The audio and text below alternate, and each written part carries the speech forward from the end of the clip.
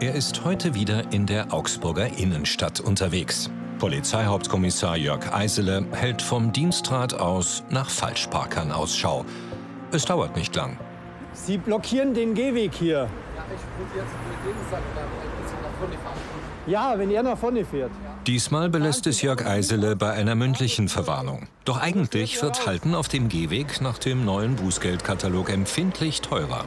Wir hoffen, dass dieser kleine Baustein, der uns dort mit an die Hand gegeben wird, sich positiv auf das Verkehrsverhalten der Verkehrsteilnehmer auswirkt. Dass es sich bessert, dass diese Häufigkeit zumindest wegfällt. Nur ein paar Straßen weiter am Jakobertor. Jörg Eisele fällt ein Parksünder auf. Das Auto steht schon seit mindestens einer Viertelstunde hier. Der BMW-Halter bekommt jetzt eine gebührenpflichtige Verwarnung. Früher wären es 20 € gewesen. Auch hier sind die Bußgelder jetzt höher. Das kostet seit Neuestem, wenn der Fußgänger noch behindert ist, 70 €. Der Grundtatbestand wären 55 €. Und das wird jetzt hier verwandt. Das ist jetzt 70 €. Wenn der Fußgänger behindert ist, wenn der Fußgänger praktisch ausweichen muss auf die Straße oder wenn es hier zu anderen Komplikationen kommt und eine Behinderung vorliegt, dann wird es verteuert, dann wird es erhöht. Der Gehwegparker muss 55 € zahlen. Auch für Raser wird es teurer. Hier sollen jetzt Temposünder per Lasermessung überführt werden. Vor einer Schule im Stadtteil Göggingen hat sich das Team von Polizeioberkommissarin Angelika Czerny platziert. Geschwindigkeit ist tatsächlich Unfallursache Nummer 1. Und jeder Unfall, der in Zusammenhang mit erhöhter Geschwindigkeit steht, das sind alles Unfälle mit wirklich schwerwiegenden Folgen, wo man nicht von einem Blechschaden redet, sondern wirklich von Verletzten, von Schwerstverletzten oder gar Getöteten. Der Bereich um die Grundschule ist besonders sensibel. Deshalb gilt Zone 30. Das Messgerät ist auf 44 km/h eingestellt. Wer also mindestens so schnell fährt, wird gleich verwarnt. Wir waren jetzt hier gute Zeit gestanden und man muss sagen, die Verkehrsteilnehmer haben sich an die Geschwindigkeit gehalten. Das ist ja sehr schön, das freut uns, das ist ja auch unser Ziel. Und jetzt verlegen wir und schauen, ob es an der anderen Stelle genauso gut klappt. Der Bußgeldkatalog hat preislich angezogen. Nur mal kurz auf dem Gehweg radeln oder dort parken sind keine Kavaliersdelikte. 55 € kostet etwa unberechtigtes Parken auf dem Schwerbehindertenparkplatz. In zweiter Reihe parken kann bis zu 90 € kosten. Grundsätzlich finde ich das in Ordnung, weil es gibt so viele verrückte Raser. Und ja, Geld ist einfach das Einzige, was bei den Leuten zieht, habe ich den Eindruck. Wo sollen wir das ganze Geld hernehmen langsam? Die wollen immer alles bloß auf die Kleinen losgehen, meines Erachtens. Den Großen ist ja wurscht, die haben hier einen Chauffeur.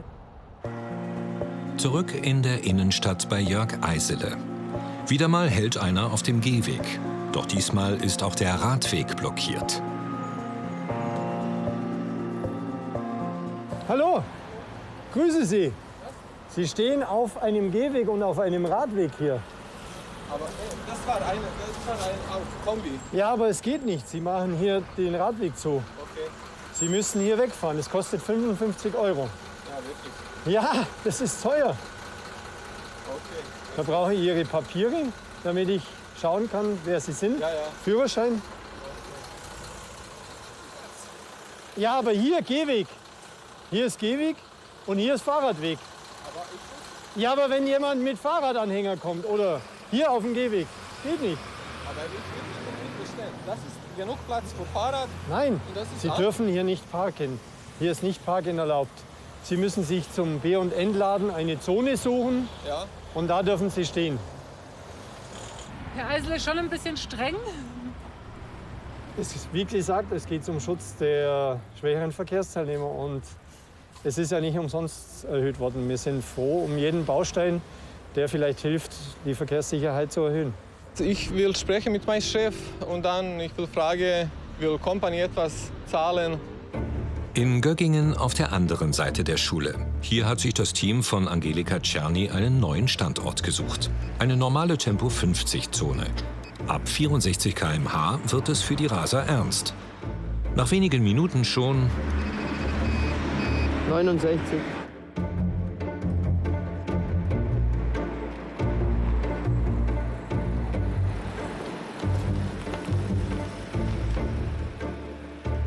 So, grüß Gott. Wir machen eine Geschwindigkeitsüberwachung. Das haben Sie vielleicht jetzt schon mitbekommen. Ja, genau. Ja, okay. 50 km/h sind hier erlaubt und Sie waren 69 schnell. Genau. Okay. Und das müssen wir natürlich jetzt ein bisschen was aufschreiben dazu. Haben Sie einen Fahrzeugschein und einen Führerschein dabei? Das macht in dem Fall 70 €. Doppelt so viel wie früher. Ich habe nicht aufgepasst. Ich muss noch meine Kinder abholen. Darum. Ärgert Sie das jetzt? Nein, ich war selber zu schnell. Das ist in Ordnung. Mobilität wird vielfältiger. So hat auch Jörg Eisele inzwischen mehr zu tun. 2 Jugendliche auf E-Scootern. Wisst ihr, wo ihr mit dem fahren dürft? Normalerweise nur auf dem Radweg oder auf der Straße, wenn kein Radweg vorhanden ist. 15 € für jeden. Ja, die Burschen waren mit Elektro-Kleinstfahrzeugen auf dem Gehweg unterwegs, so wie viele andere auch. Die Fußgänger haben keine Chance, die hören die nicht. Die fahren teilweise 20 km/h, was ja auch zulässig ist. Und die gehören eigentlich auf den Radweg oder auf die Straße, wenn kein Radweg da ist. Zum Schutz auch der schwächeren Verkehrsteilnehmer. Von Parken ohne Parkschein geht eher eine geringere Gefahr aus als von Rasern. Die Strafen sind deswegen auch nicht ganz so hoch. Immerhin kostet es bis zu 40 €. Sind Sie selber schon mal erwischt worden? Ich glaube, das ist schon 10 Jahre her, dass ich falsch geparkt oder auf dem falschen Platz stand. Ja. Bei der Geschwindigkeitsmessung in Göggingen. Mittlerweile der 3. Temposünder. 64, also wieder im 50-Euro-Bereich. Rasen innerorts kann bis zu 800 € kosten. Davon ist dieser Autofahrer jedoch weit entfernt. Wir machen eine Geschwindigkeitsüberwachung, haben Sie ja wahrscheinlich schon gesehen. Gell? Ja. Und 64 km/h, ja, das wären 50 €. Ich muss sagen, man ist auf jeden Fall mehr angehalten, langsamer zu fahren, wenn es weniger kostet. Das ist auf jeden Fall so. Wenn es weh tut, fährt man langsamer. In erster Linie geht es uns ja nicht um das Geld, was wir einnehmen. Ja. Das ist ja oft auch den Vorwurf, den wir manchmal bekommen, dass es nur ums Geld geht. Nein, uns geht es nicht ums Geld. Uns geht es darum, dass wir Verkehrsunfälle vermeiden wollen, dass die Leute gesund bleiben. Das ist das Allerwichtigste.